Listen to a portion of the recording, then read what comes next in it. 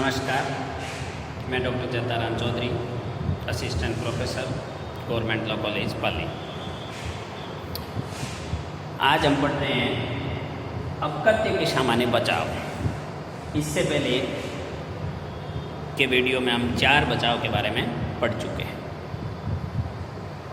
5वां है प्राइवेट प्रतिरक्षा का बचाव, प्राइवेट डिफेंस।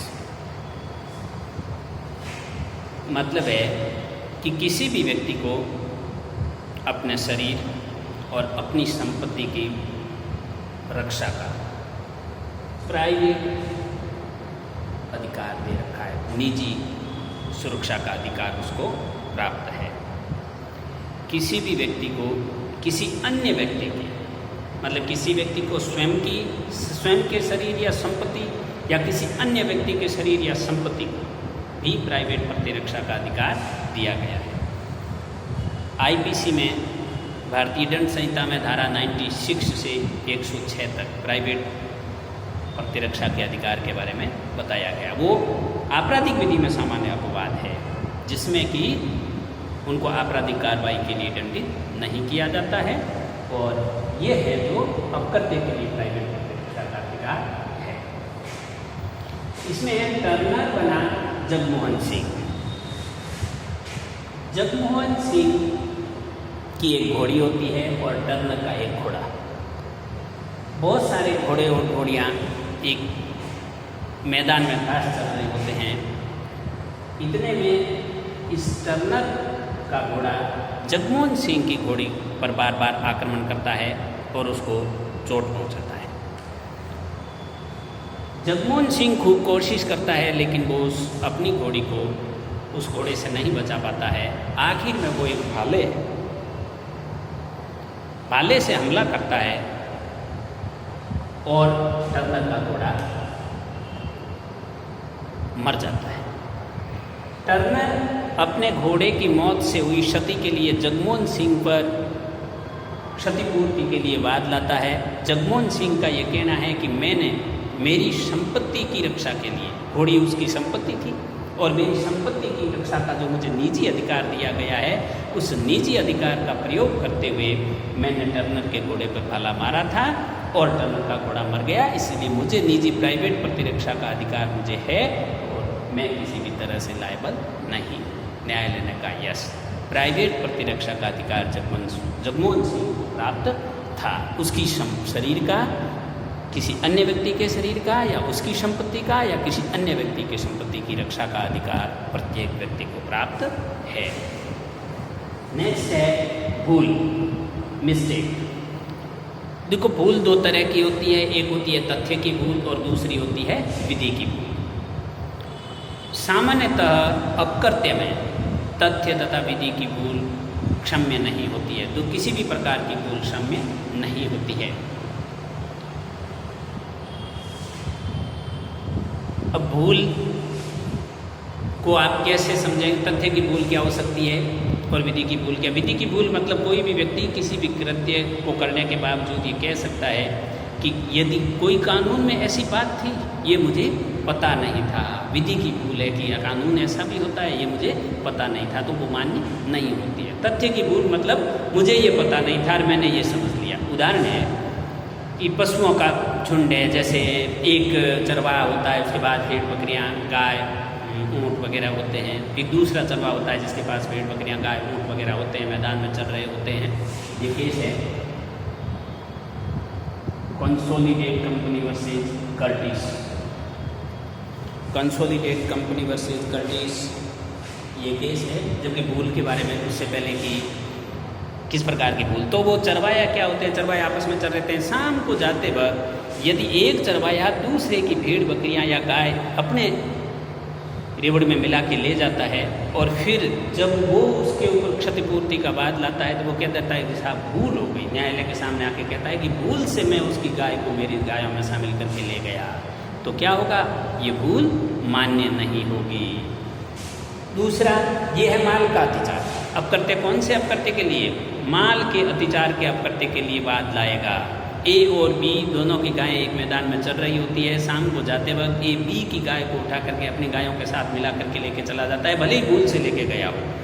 बी अपनी गाय को ले जा, वो बी ए उठा के ले गया है तो वो माल के अतिचार का, मतलब अपने माल है गाय उसकी संपत्ति है उसके अतिचार का अपकृत्य का बात लाएगा और उस अपकृत्य के बाद में ये भूल मान्य नहीं होगी कि मैं भूल से उसकी गाय को उठा के ले गया था।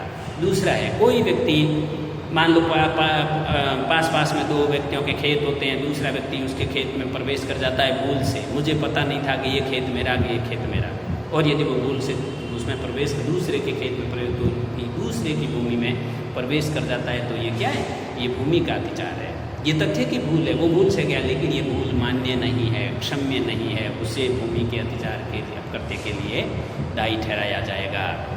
अब इसमें है कि अपवाद होते हैं, कुछ जो भूल है उस भूल के लिए अपवाद हैं। दोनों परिस्थितियाँ थी, जहाँ तथ्य की भूल थी, माल का अतिचार था और भूमि का अतिचार था, उनमें साधारणतः ऐसे अतिचार के मामलों में अपवाद है। फर्स्ट दूसरा अपवाद है, जैसे इसमें भूल कौन से में मान्य होगी, तो भूल विद्वेषपूर्ण अभियोजन का कोई बाद होता है। विद्वेषपूर्ण अभियोजन के बाद प्रतिवादी लाता है कि प्रतिवादी ने उस अभियोजन की कार्रवाई में मेरा नाम झूठा डाला, विद्वेषपूर्ण डाला, अभियोजन कार्रवाई मेरे खिलाफ संचालित की, जबकि मैंने वास्तव में ऐसा कोई अपराध नहीं किया था। इसीलिए मुझे विद्वेषपूर्ण अभियोजन में मुझे इतनी क्षति हुई है, और विद्वेषपूर्ण अभियोजन का वो अपकृत्य का बात लाता है कि मुझे इतनी क्षतिपूर्ति मिलनी चाहिए। ऐसे विद्वेषपूर्ण अभियोजन के बाद में यदि प्रतिवादी ये कहता है कि मैंने वादी का नाम उस अभियोजन की कार्रवाई में भूल से डाल दिया था और माफ़ी चाहता हूँ, तो क्या होगा, क्षम्य होगा। मतलब क्या है, भूल साधारणतः बचाव, सामान्यतः भूल बचाव नहीं है, लेकिन भूल बचाव है कब, यदि विद्वेषपूर्ण अभियोजन में कोई व्यक्ति कहता है कि भूल से मैंने उसका नाम डाल दिया था, मेरा आशय ऐसा कोई नाम डालने का नहीं था, भूल से मैंने इसके खिलाफ अभियोजन की कार्रवाई करनी थी, तो विद्वेषपूर्ण अभियोजन के सिविल वाद में, अपकृत्य के लिए लाए गए सिविल वाद में वो उसकी भूल है वो मान्य होगी। दूसरा है छल के द्वारा अपकृत्य में किसी कथन की सत्यता का ईमानदारी से विश्वास करते हुए कहना, मतलब किसी व्यक्ति के खिलाफ छल के लिए, प्रवंचना के लिए कोई बात लाता है और वो कहता है कि फलां आदमी ने झूठी बात ये कही थी। इस प्रतिवादी वादी ये कहता है कि प्रतिवादी ने ये इसमें ये झूठी बात कही थी। प्रतिवादी का ये कहना है कि वास्तव में ये बात तो झूठी थी, लेकिन मैंने क्या किया, ईमानदारी से विश्वास करते हुए ये बात कही थी। मतलब मैं ईमानदारी से उस बात को सही मान रहा था, जबकि वास्तव में वो बात झूठी थी, तो भूल क्षम्य मानी जाएगी। ईमानदारी पूर्वक उसने सत्यता पर विश्वास करते हुए ऐसा कथन किया है, इसीलिए उसकी इस कथन की भूल को बचाव माना जाएगा और इस प्रकार की भूल है वो क्षम्य होगी। अब कंसोलिडेट कंपनी, केस है कंसोलिडेट कंपनी वर्सेस हर्टिज 1894 क्यूबी। ये क्यूबी होती है, ये होता है क्वीन बेंच, ब्रिटेन में महारानी, ये प्रिवी काउंसिल होती है, उसमें प्रिवी काउंसिल के ऊपर उसकी अपीलें होती है क्वीन बेंच। एक के भी कहीं लिखा होगा किंग बेंच, कहीं किंग बेंच होती है, कहीं क्वीन बेंच होती है। तो इस मामले में क्या होता है कि एक ग्राहक होता है, वो अपनी गाड़ी को नीलाम करने के लिए ले जा करके नीलामी कर्ता को देता है कि ये मेरी गाड़ी है, नीलाम करनी, आप नीलामी में इस गाड़ी को बेचें। मान लो मैं मेरी गाड़ी ले जा करके, मैं सुबह सुबह गाड़ी लेकर के जाता हूँ, नीलामी कर्ता को देता हूँ, ये गाड़ी मेरी नीलामी में बेच दे। नीलामी कर्ता उस गाड़ी को बेच करके उससे जो पैसे आते हैं वो पैसे मुझे दे देता है। वास्तविकता ये होती है कि मैं घर से गाड़ी लेके गया था, जबकि गाड़ी मेरी नहीं थी, मेरी नहीं लेके गया, और मैं भूल से ही गाड़ी पड़ोसी की लेके चला गया, और पड़ोसी की गाड़ी मैंने ले जाके वहाँ दी थी। थोड़े टाइम बाद में पड़ोसी को पता चलता है कि मेरी गाड़ी कोई ले गया, गाड़ी नीलामी में बेच दी, और वो पैसे इसने ले लिए, पैसे की बात नहीं, उस पड़ोसी। अब मैं कह रहा हूँ कि मैं भूल से लेके गया, नीलामी कर्ता कह रहा है कि मेरी भूल है, पड़ोसी मेरी और नीलामी कर्ता के खिलाफ क्षतिपूर्ति के लिए बात लाएगा, तो ये भूल है वो क्षम्य नहीं होगी और मैं अपकृत्य के लिए दायी माना जाऊंगा, क्योंकि मैंने उस माल को संपरिवर्तित कर दिया, दूसरों को दे दिया। ऐसी भूल है वो मान्य नहीं है। भूल केवल अपकृत्य के बाद में, केवल दो विद्वेषपूर्ण अभियोजन के बाद में भूल क्षम्य है, और छल के बाद में यदि प्रवंचना छल का कपट का करने के लिए बात लाया गया है, उसमें यदि प्रतिवादी ये कहता है कि मैंने ईमानदारी से विश्वास करते हुए ऐसा कथन किया था, तो उस कथन के लिए उसको क्षम्य माना जाएगा। नेक्स्ट है आवश्यकता का कार्य, नेसेसिटी। आवश्यकता के कार्य का मतलब ये होता है कि सामान्यतः बड़ी अपहानि के निवारण के लिए छोटी अपहानि कारित हो जाए तो अपकृत्य में वैध प्रतिरक्षा मानी जाती है। ये आपराधिक कार्रवाई में भी माना जाता है। आईपीसी में हमने पढ़ा धारा 81 में, जहाँ क्या होता है कि लगातार 20 झोंपड़ी बनी हुई होती है। झोंपड़ी नंबर 1 में आग लगती है, 2, 3, 4 ऐसे कंटिन्यू आग बहुत विकराल रूप धारण करती आगे बढ़ती जाती है।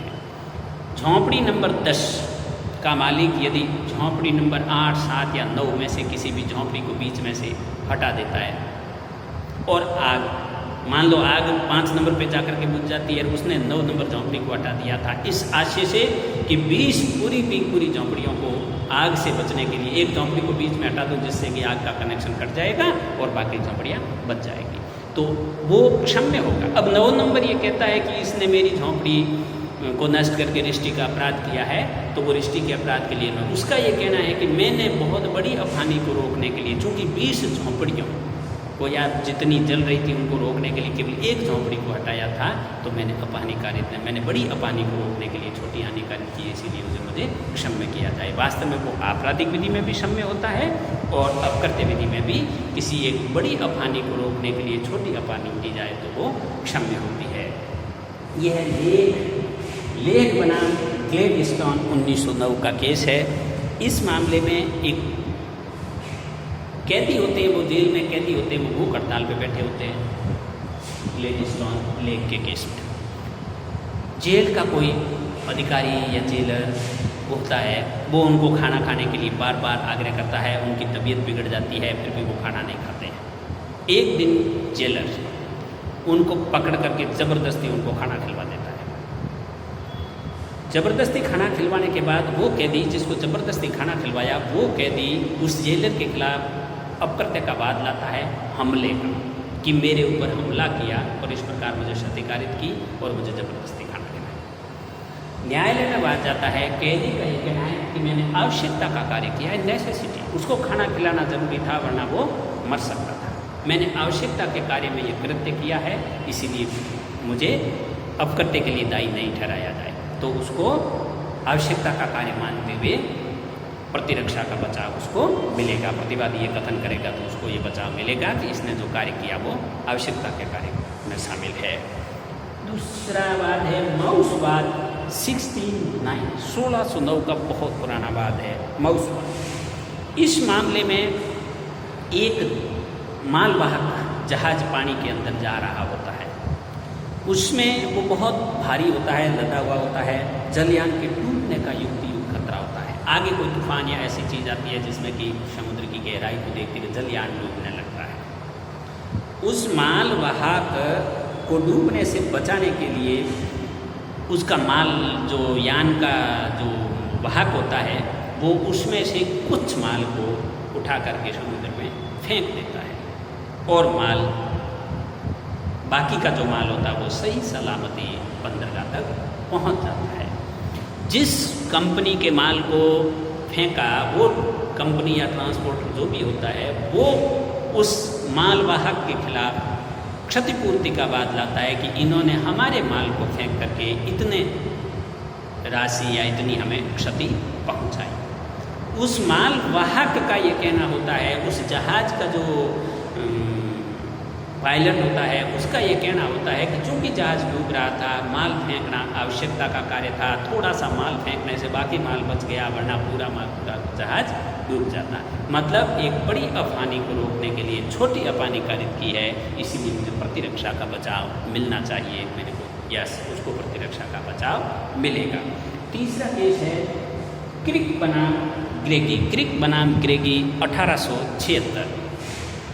इस मामले में एक मृतक आदमी व्यक्ति होता है, वो किसी रिश्तेदारों के पास गया होता है, वहाँ उसकी पति पत्नी होते हैं, तो उसकी पत्नी के पास जेवरात होते हैं। वो पत्नी जेवरात एक जगह घर के अंदर रख देती है मतलब एक कोई लेडीज होती है, वो अपने पीहर आई हुई होती है और पीहर में वो जेवरात अपने घर के अंदर कहीं अलमारी में रख देती है।